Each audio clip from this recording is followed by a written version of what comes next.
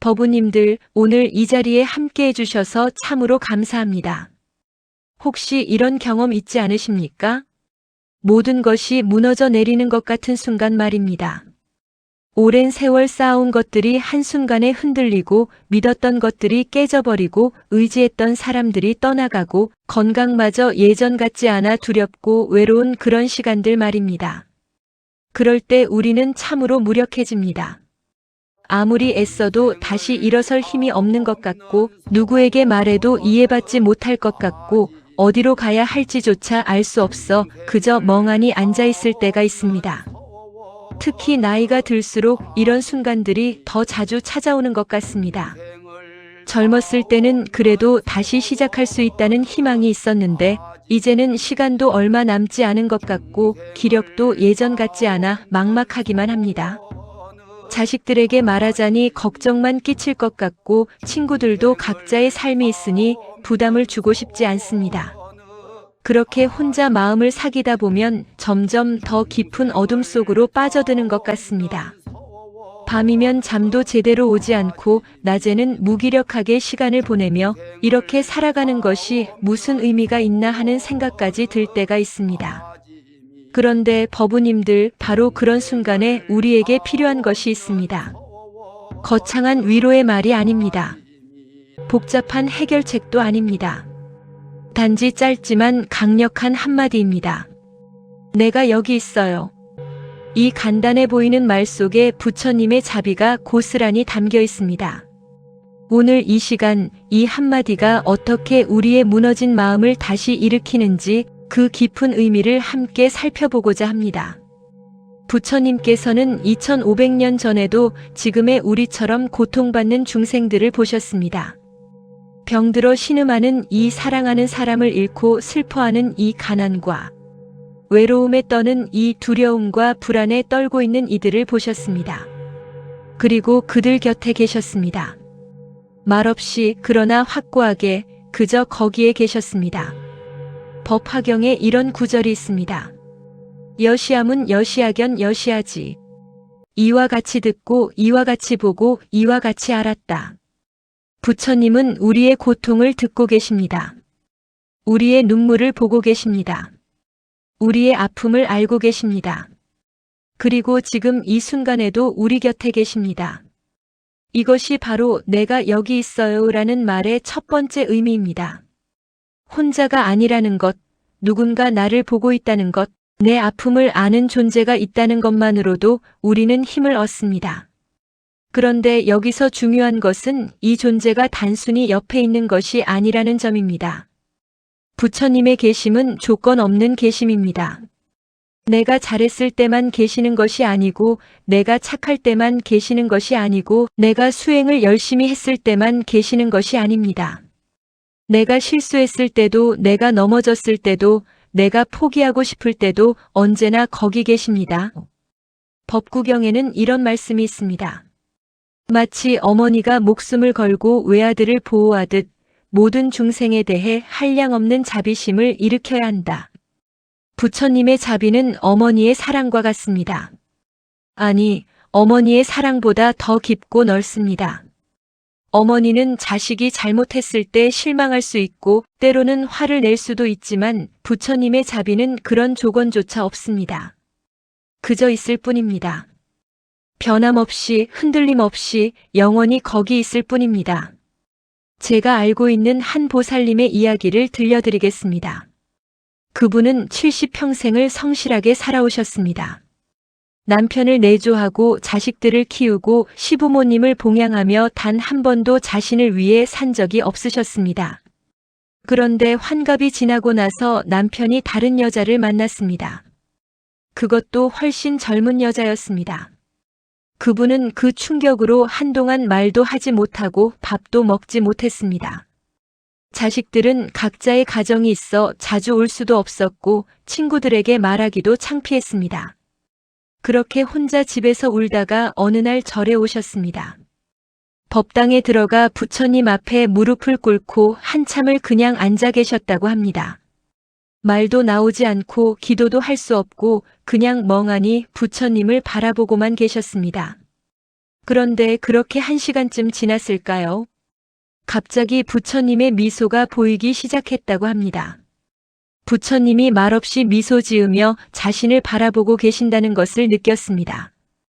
아무 말씀도 하지 않으셨지만 그 미소 속에서 이런 메시지를 들었다고 합니다. 내가 여기 있어요. 나는 당신을 떠나지 않았어요. 당신이 아무리 아파도 당신이 아무리 외로워도 나는 여기 있어요. 그 순간 그분은 소리내어 울었습니다. 평생 참아왔던 눈물이 한꺼번에 쏟아졌습니다. 그리고 그 눈물을 다 흘리고 나니 조금 가벼워졌다고 합니다. 여전히 아팠지만 혼자가 아니라는 것을 알았습니다. 여전히 슬펐지만 누군가 자신을 지켜보고 있다는 것을 느꼈습니다.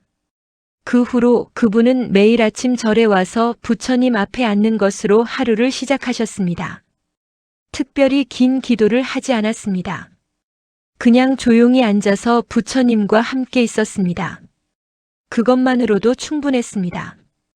그렇게 몇 달이 지나자 마음에 조금씩 평화가 찾아왔습니다.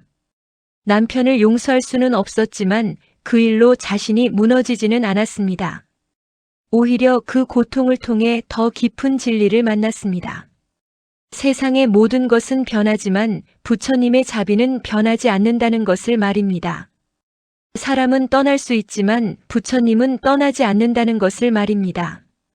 법우님들, 이것이 바로 내가 여기 있어요 라는 말의 힘입니다.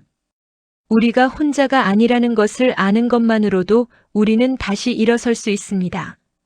첫 번째로 말씀드리고 싶은 것은 이 계심이 우리에게 안전한 피난처가 된다는 것입니다.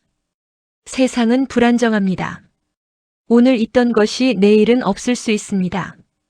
오늘 건강하던 몸이 내일은 아플 수 있습니다. 오늘 함께였던 사람이 내일은 떠날 수 있습니다. 이것이 무상입니다. 모든 것은 변합니다. 그런데 바로 이 무상한 세상에서 우리는 무너집니다. 믿었던 것이 사라지면 의지할 곳이 없어집니다. 잡고 있던 것이 떨어지면 허공에 떠 있는 것 같습니다. 금강경에 이런 구절이 있습니다. 응무소주 이생기심. 마땅히 머무는 바 없이 그 마음을 내라. 이 말씀을 처음 들으면 더 불안해질 수 있습니다.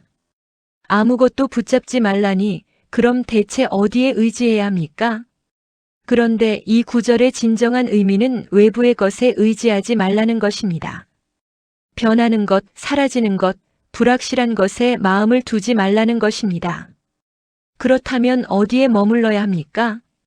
바로 부처님의 계심에 머물러야 합니다. 변하지 않는 자비에 머물러야 합니다. 언제나 거기 있는 그 존재 안에 머물러야 합니다. 선가에 이런 이야기가 전해집니다. 어느 스님이 조주선사를 찾아와 물었습니다. 저는 아무것도 가진 것이 없습니다. 어디에도 의지할 곳이 없습니다. 어떻게 해야 합니까? 조주선사께서 답하셨습니다. 놓아버려라. 스님이 다시 물었습니다. 아무것도 없는데 무엇을 놓습니까? 조주선사께서 말씀하셨습니다. 그렇다면 그것을 들고 가거라. 이 선문답이 무슨 뜻입니까? 아무것도 없다는 그 생각마저 놓으라는 것입니다.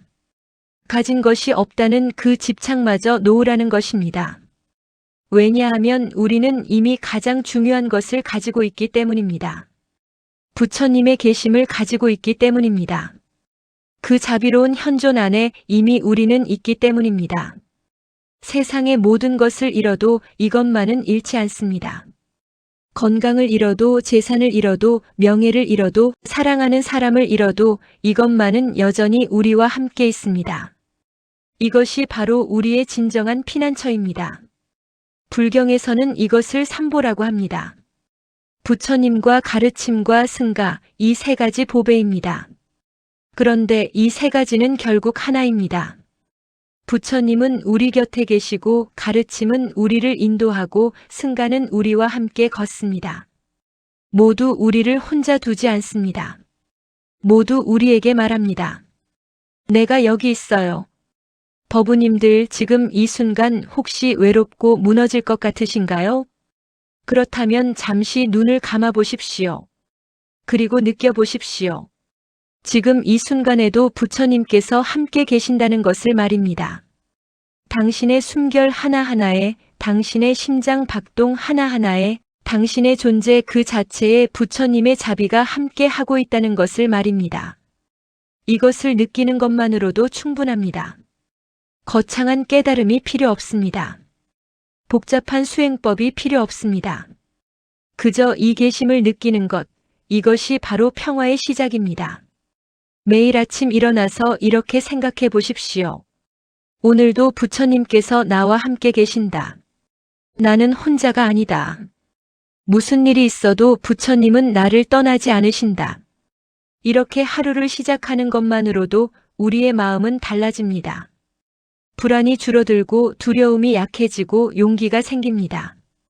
왜냐하면 우리는 이제 알기 때문입니다. 최악의 상황에서도 가장 어두운 밤에도 우리에게는 피난처가 있다는 것을 말입니다. 두 번째로 말씀드리고 싶은 것은 이 계심이 우리의 가치를 확인시켜 준다는 것입니다. 우리는 살다 보면 자주 자신의 가치를 의심하게 됩니다.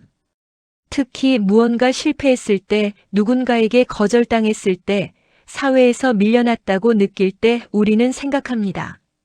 나는 쓸모없는 사람이구나. 나는 아무 가치도 없구나. 나는 누구에게도 필요 없는 존재구나. 특히 나이가 들면 이런 생각이 더 자주 듭니다. 젊었을 때는 일을 하고 돈을 벌고 가족을 돌보며 자신의 쓸모를 증명할 수 있었습니다. 그런데 이제는 은퇴하고 건강도 약해지고 자식들도 독립해서 더 이상 필요로 하지 않는 것 같습니다. 그러면 문득 이런 생각이 듭니다. 나는 이제 무엇을 위해 사는가? 나의 존재 가치는 무엇인가? 이런 생각에 빠지면 우울해지고 무기력해지고 살아갈 의욕을 잃게 됩니다. 그런데 법우님들, 부처님께서는 우리에게 말씀하십니다. 당신의 가치는 당신이 무엇을 하는가에 달려있지 않다고 말입니다. 당신의 가치는 당신이 누구인가에 달려있다고 말입니다. 화엄경에 이런 말씀이 있습니다. 일체 중생 신류불성. 모든 중생은 실로 불성을 가지고 있다. 이 말씀이 무엇을 의미합니까? 우리 모두는 태어날 때부터 부처님과 같은 본성을 가지고 있다는 것입니다. 아무리 죄를 많이 지었어도, 아무리 실패를 많이 했어도, 아무리 늙고 병들었어도 우리 안에는 여전히 그 찬란한 불성이 있다는 것입니다. 이것은 우리가 무엇을 하든, 무엇을 성취하든, 무엇을 잃든 변하지 않습니다. 우리의 본래 가치는 외부 조건과 무관합니다. 우리는 그 자체로 소중합니다. 우리는 그 자체로 존엄합니다. 우리는 그 자체로 완전합니다. 그런데 우리는 이것을 잊고 삽니다. 세상이 우리에게 계속 말하기 때문입니다. 너는 이것을 해야 가치 있다. 너는 저것을 가져야 인정받는다. 너는 이런 사람이 되어야 사랑받는다. 그래서 우리는 평생 무언가를 증명하려고 애쓰며 살아갑니다. 그리고 그것을 이루지 못하면 좌절하고 이루어도 또 다른 것을 추구하며 끝없이 달려갑니다. 그러다 어느 날 지쳐서 멈춰서면 공허함만 남습니다. 부처님께서는 이런 우리를 보시고 말씀하십니다. 내가 여기 있어요. 당신이 무엇을 이루든 이루지 못하든 나는 여기 있어요. 당신이 성공하든 실패하든 나는 여기 있어요. 당신이 절든 늙든 건강하든 아프든 나는 여기 있어요. 왜냐하면 당신의 가치는 그런 것들과 관계없기 때문입니다. 당신은 그 자체로 나의 자녀이기 때문입니다.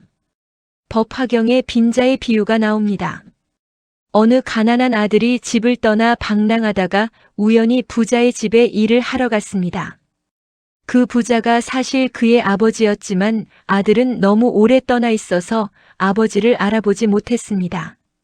아버지는 아들을 알아보았지만 아들이 놀랄까봐 바로 말하지 않았습니다.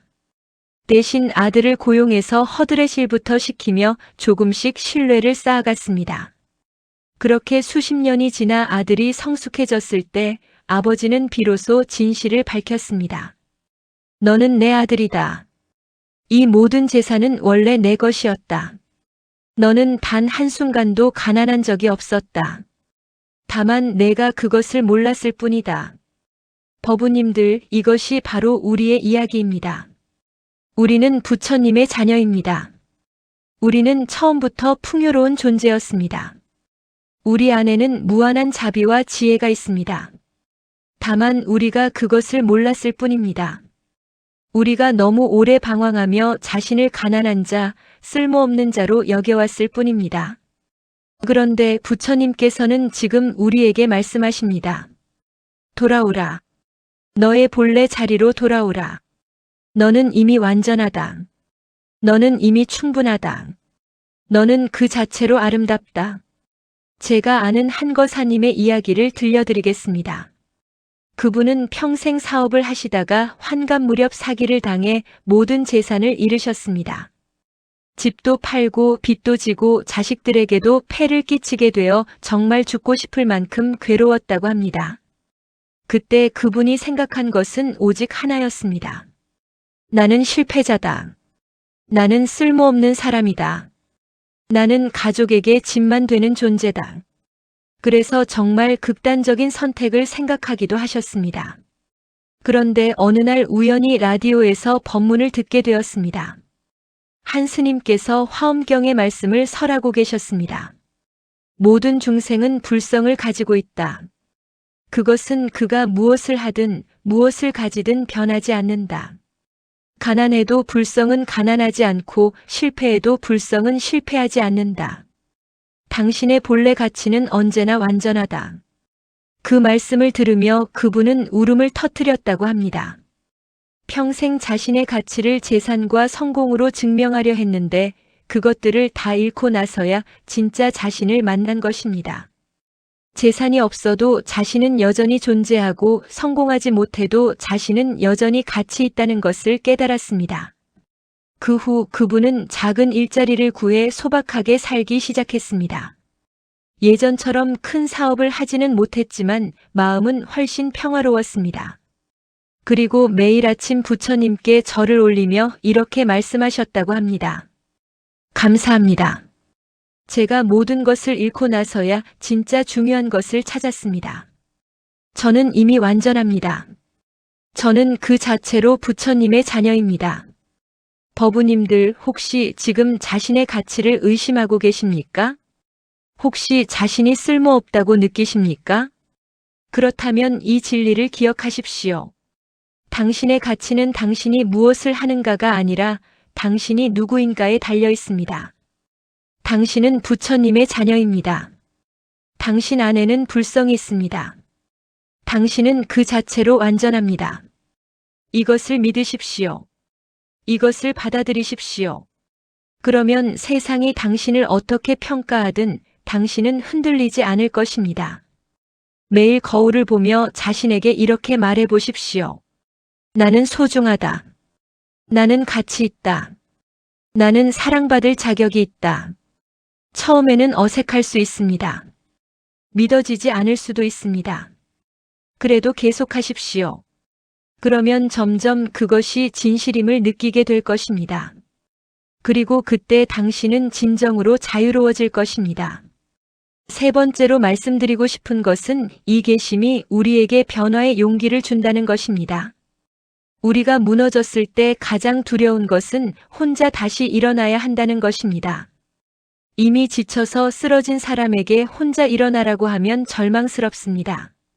힘이 없는데 어떻게 일어납니까? 방향을 모르는데 어떻게 걷습니까? 그런데 누군가 손을 내밀어 준다면 이야기가 달라집니다. 혼자는 못 일어나도 누군가 도와주면 일어날 수 있습니다. 혼자는 못 걸어도 누군가 함께 걸어주면 걸을 수 있습니다. 부처님께서 우리에게 말씀하시는 내가 여기 있어요는 바로 이런 의미입니다. 나는 단지 보고만 있는 것이 아니다. 나는 당신과 함께 일어서고 함께 걷고 함께 변화할 것이다. 당신은 혼자 싸우는 것이 아니다. 법구경에 이런 말씀이 있습니다. 자기를 등불로 삼고 법을 등불로 삼아라. 이 말씀을 처음 들으면 또 혼자 하라는 말인가 싶습니다. 그런데 자세히 보면 그것이 아닙니다. 자기를 등불로 삼으라는 것은 자기 안에 부처님을 발견하라는 것입니다. 법을 등불로 삼으라는 것은 부처님의 가르침을 따르라는 것입니다. 결국 우리는 혼자가 아닙니다. 우리 안에 부처님이 계시고 우리 곁에 가르침이 있고 우리와 함께 걷는 법우들이 있습니다. 이 모든 것이 우리를 돕습니다. 이 모든 것이 우리에게 말합니다. 내가 여기 있어요. 우리가 함께 가요. 선가에 이런 이야기가 있습니다. 어느 젊은 수행자가 산속에서 홀로 수행하고 있었습니다. 어느 날 큰 호랑이가 나타났습니다. 수행자는 너무 놀라 도망치기 시작했습니다. 그런데 앞에는 절벽이 있었습니다. 뒤에는 호랑이가 있었습니다. 수행자는 절벽 아래로 떨어지는 수밖에 없었습니다. 떨어지다가 다행히 나무 뿌리를 잡았습니다. 그런데 위를 보니 호랑이가 내려다보고 있고 아래를 보니 깊은 계곡이 있었습니다. 그리고 그가 잡고 있는 나무 뿌리를 쥐 2마리가 갉아먹고 있었습니다. 완전히 절망적인 상황이었습니다. 그런데 바로 그때 그의 눈앞에 딸기 한 송이가 보였습니다. 그는 한 손으로 나무 뿌리를 잡고 다른 손으로 그 딸기를 따먹었습니다. 정말 달고 맛있었습니다. 이 이야기가 무엇을 말합니까? 우리 인생은 항상 위태롭습니다. 죽음은 우리를 따라다니고 무상은 우리를 위협하고 시간은 우리를 갉아먹습니다. 이것이 현실입니다. 그런데 바로 그 순간에도 우리 눈앞에는 딸기가 있습니다. 아름다움이 있습니다. 달콤함이 있습니다. 지금 이 순간에 기쁨이 있습니다. 그리고 그것을 맛볼 수 있는 것, 그것이 바로 부처님과 함께 있기 때문입니다. 부처님께서 함께 계시기에 우리는 절망 속에서도 희망을 발견합니다. 어둠 속에서도 빛을 봅니다. 고통 속에서도 의미를 찾습니다. 제가 아는 한 보살님의 이야기를 들려드리겠습니다. 그분은 젊었을 때 교통사고로 하반신이 마비되셨습니다. 의사는 평생 휠체어를 타고 살아야 한다고 했습니다. 그분은 그 말을 듣고 정말 세상이 무너지는 것 같았다고 합니다. 25의 나이에 이렇게 인생이 끝나는가 싶어 절망했습니다. 한동안은 아무것도 하지 않고 그냥 누워만 있었습니다. 가족들이 격려해도 친구들이 위로해도 소용없었습니다. 그렇게 몇 년을 보내다가 우연히 절에 가게 되었습니다. 그것도 가족들이 억지로 데려갔습니다. 법당에 들어가자마자 그분은 부처님 상을 보았습니다. 고요히 앉아 계신 부처님을 보는 순간 갑자기 눈물이 쏟아졌다고 합니다. 부처님께서 자신을 보고 계신다는 것을 느꼈습니다. 자신의 아픔을 아신다는 것을 느꼈습니다. 그리고 이런 메시지를 들었습니다. 내가 여기 있어요. 당신은 혼자가 아니에요. 우리 함께 일어나요. 그날부터 그분은 매일 절에 왔습니다. 처음에는 그냥 앉아만 있었습니다. 그러다 조금씩 기도를 시작했습니다. 그러다 경전을 읽기 시작했습니다. 그러면서 깨달았습니다. 비록 다리는 움직이지 못해도 마음은 자유롭다는 것을 말입니다. 비록 몸은 제한되어 있어도 정신은 무한하다는 것을 말입니다. 그분은 이제 스스로 휠체어를 타고 여기저기 다니며 비슷한 처지의 사람들을 돕고 있습니다. 장애인 상담도 하고 병원도 방문하고 법회에서 자신의 이야기도 나눕니다. 그분은 말씀하십니다.